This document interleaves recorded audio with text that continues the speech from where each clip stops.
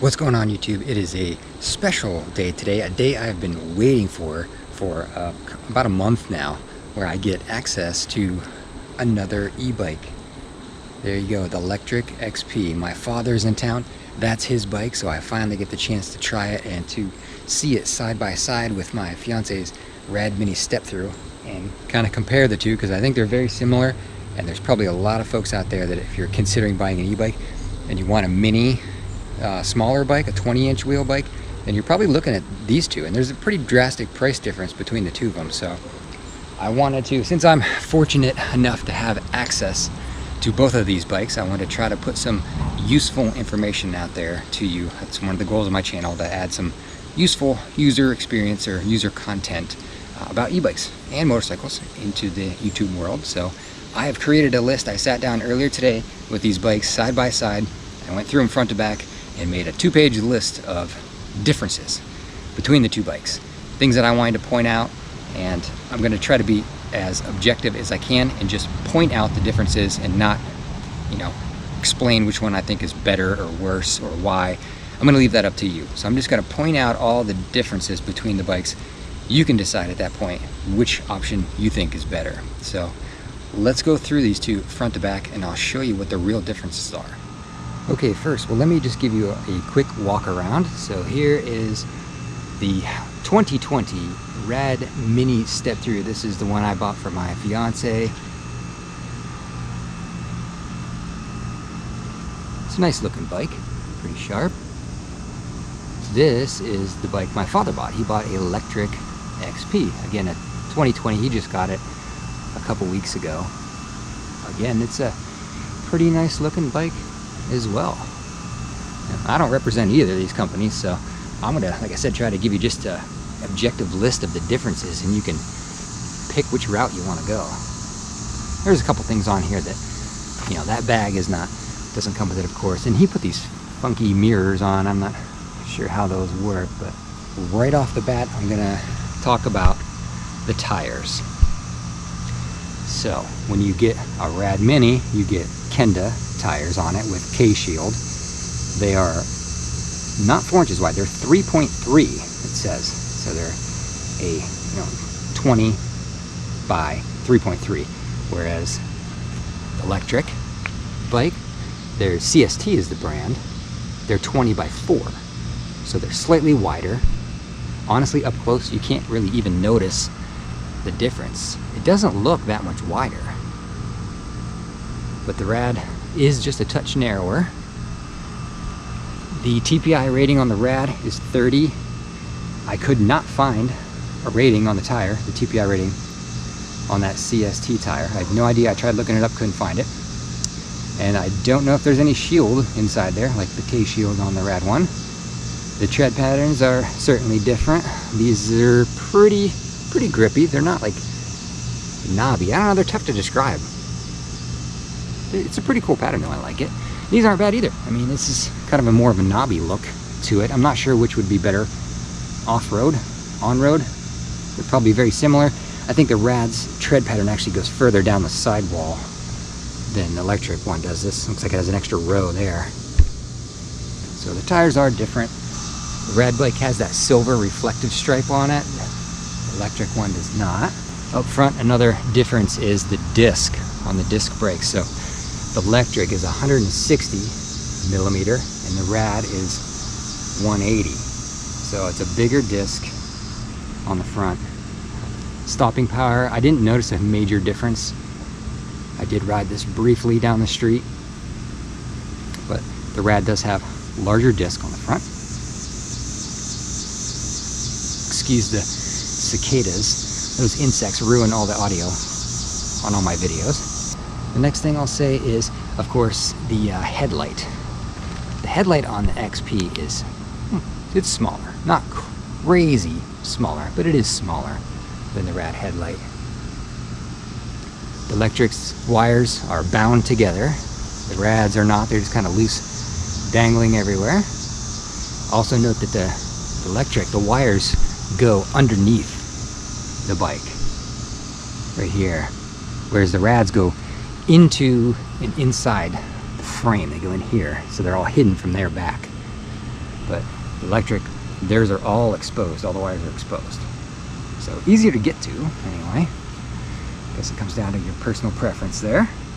Moving up here on the top, you can see the Rad has these two-tone levers with the rubber on the grip here. The electrics are just plain black. They both use Tektro brakes. The Rad has this integrated bell into the lever there. My dad bought this and put this aftermarket bell on, so there's no bell that comes with the electric bike. The grips, the electric has these rubber grips. They still have this palm rest. These are rubber. They do not spin at all. I cannot turn these. They're very tight on there. The Rad has leather grip. They do spin if you grab them. You can twist them around the bar. So just note that. All right, I had to switch to my cell phone because my GoPro died again. What a piece of junk. I hate that camera.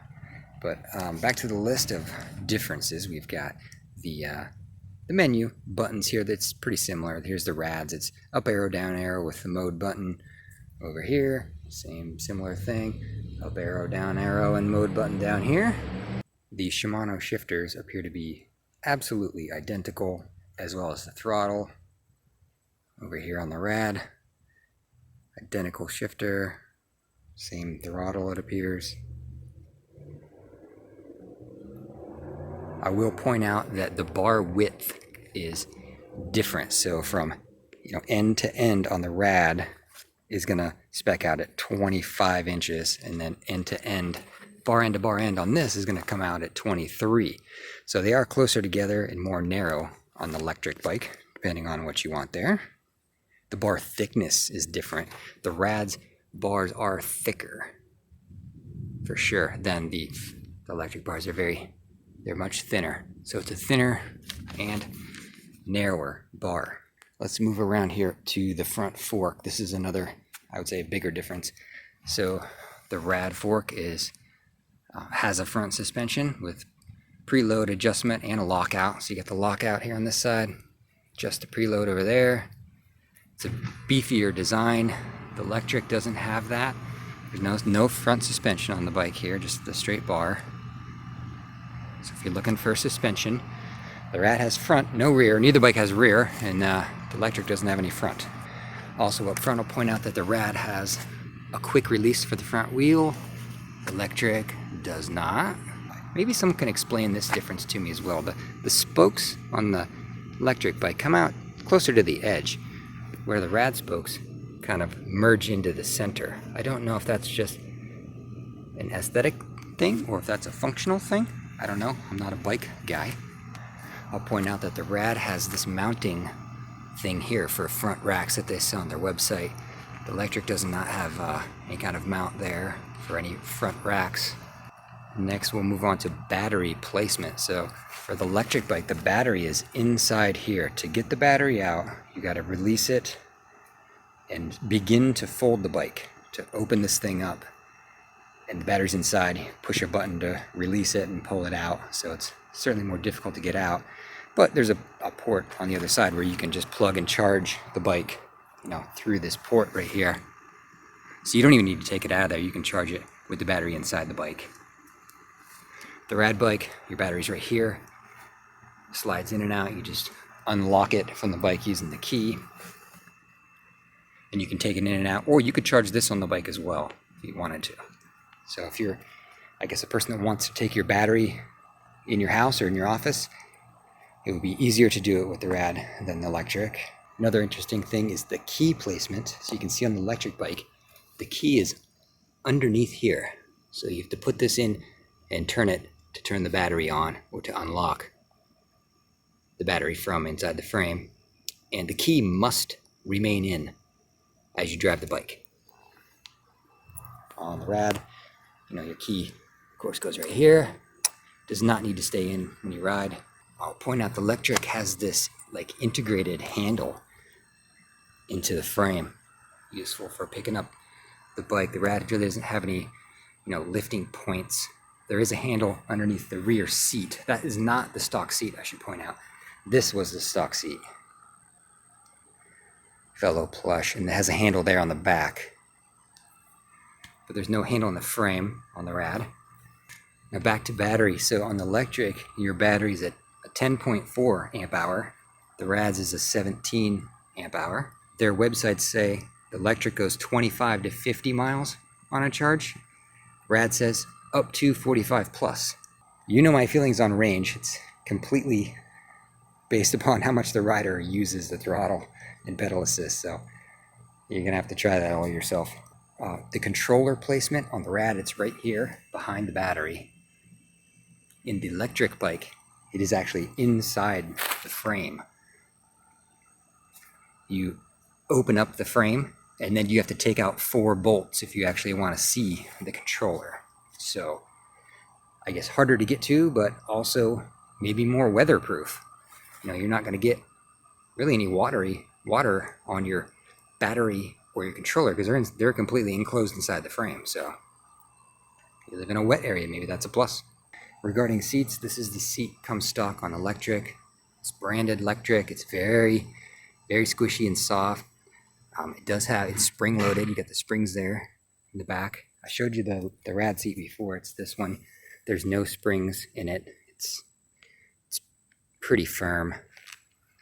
My fiance actually changed out to this bike rear seat with springs. So regarding rear racks, this is what you get with the Lectric. Comes standard with this metal rear rack, this spring-loaded thing to hold stuff on. The Rad does not come with a rack. You can purchase it aftermarket on their site for, I don't know, it's probably $100 or something. For fenders, they both come standard with full fenders. The Rads are plastic, and the Lectrics are actually metal. So if you want metal or plastic, you decide there. I will point out that the Rad fender comes down the back wheel further than the Lectric one does. The front are pretty much identical for how they come down though. Both bikes do come with a tail light.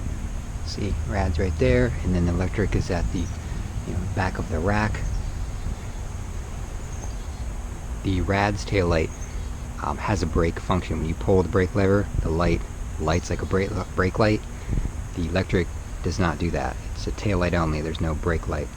For the rear derailleur, the Rad bike is a Shimano Altus, and the LectricXP has a Shimano Tourney. I am not a bicycle guy. I don't know the difference between those. The Rad bike does appear to have a much taller first gear. This gear is way bigger than the one here. I'm guessing that would mean easier steep hill climbs, I guess. I don't know. I don't really use first gear in my bikes ever. The pedals are identical. They are both these folding, looks like they say Welgo pedals. They each have the same. I'm not a fan of those on either one. They're kind of, I find them to be slippery for my feet. Okay, here's something to point out. These bikes are foldable bikes, right? They're both foldable. They have this stand right here that hangs down. This is for when the bike is folded, it's supposed to rest on that stand. What I want to point out here is there's a difference between how high that metal bar is off the ground.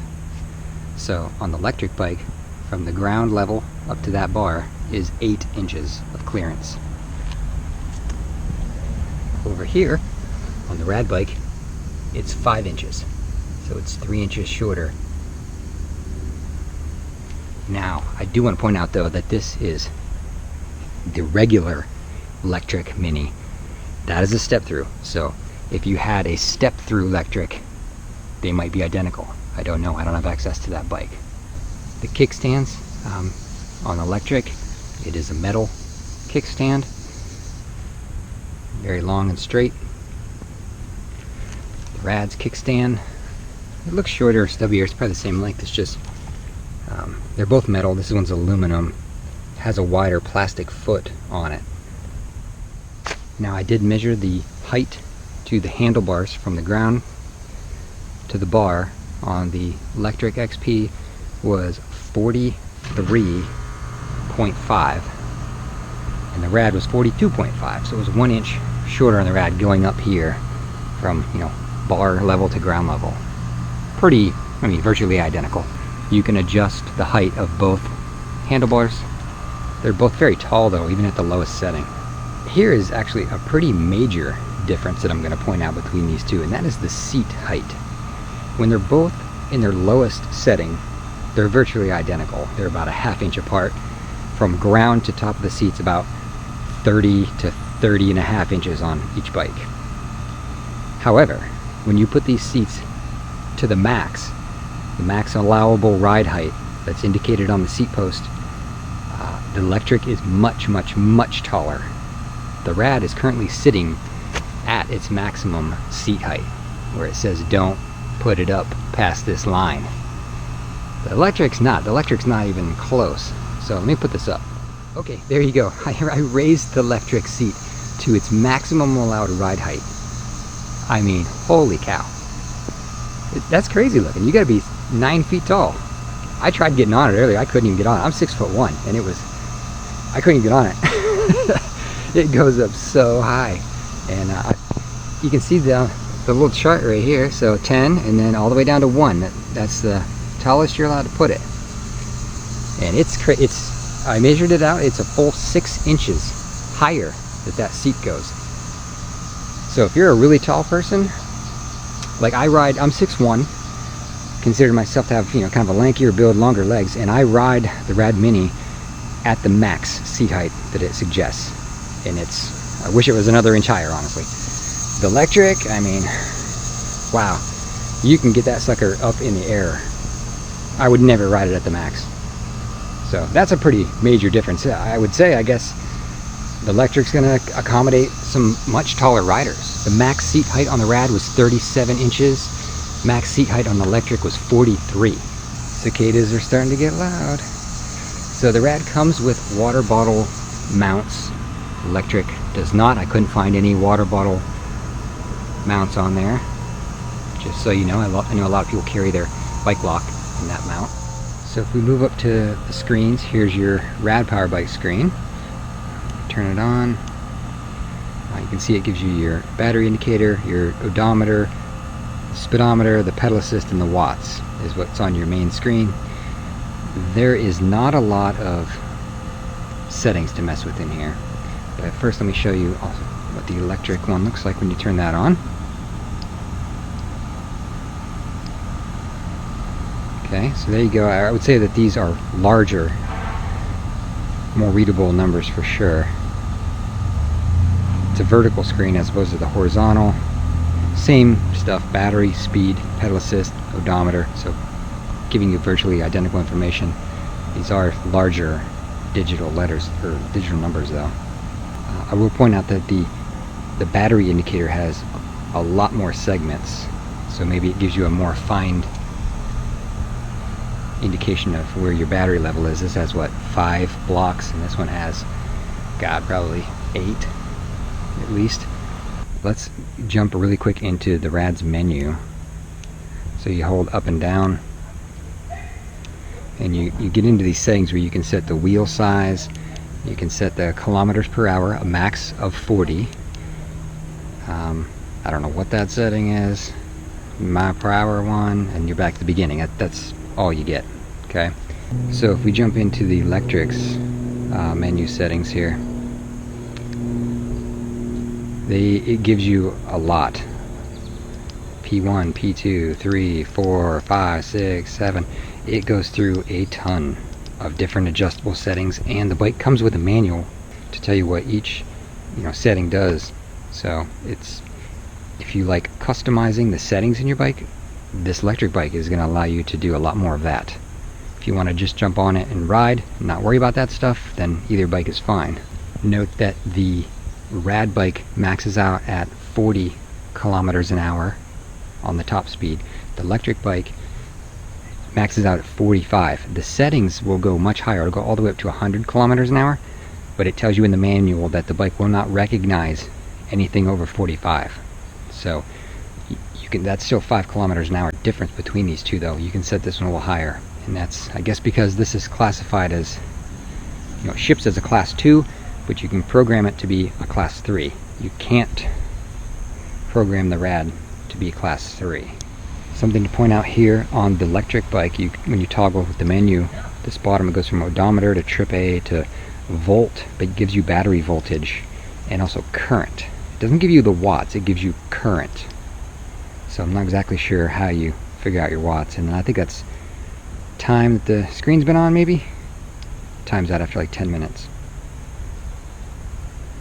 So the Rad bike does not have the battery voltage at all. It doesn't give you that. It'll give you the trip meter and odometer. They both give you like max speed and average speed, but no battery voltage on this, and it gives you watts instead of current. Moving to the back on motors, they're both Bafang motors. The Rad lists it on their website as a 750 watt Bafang brushless motor. That's pretty much all the detail they give you. The Lectric website lists as a 500 watt motor with a peak of over 800 watts. Both bikes have maximum payload of 275 pounds. The electric bike weighs 63, the Rad weighs 69. They feel virtually identical. The Rad does have a USB port hidden under here. The electric, I've not been able to find a USB port on it anywhere. The electric bike arrives completely assembled. You don't have to do anything. The Rad bike, when I got this one, I had to put on the fenders, I had to put on the handlebars. They were already wired, I just had to attach them to the stem, and I had to attach the front wheel. So there is a little bit of assembly required with the Rad bike if you're worried about that. And last but not least is the price. When I purchased this bike back in, I think it was April, for my fiance, the Rad Mini Stepthru, I paid, it's listed as $14.99 on the site, and then I had to pay tax. So when I got the invoice, it said I paid North Carolina county tax, state tax, and North Carolina special tax. So the total price I paid for this was $1,608. When my dad purchased this LectricXP, the total, it goes for $899 on the website, and with his taxes and everything included, he paid a total of $952. That's a substantial price difference, probably over 600 bucks. Can't do the math in my head at the moment. Well, there you go. I hope that was a good rundown of some of the differences between these bikes. It's up to you to decide which one fits your style and your budget better. I like them both. They're both great bikes, and this is just part one of the video. Next part is going to be, I'm going to take my dad out. We're going to ride these bikes side by side together just to see difference in hill climb ability, in pedal assist modes, in full throttle modes, and just, put them up side by side and see performance differences, because I think a lot of people are going to have some interest in that, which one actually performs better. And after just riding both, they're a different riding style for sure. So more to come on that, so hit the bell, subscribe, so you can see the performance head-to-head competition between these bikes. I'm going to try to get that out shortly after this video. So thank you for watching.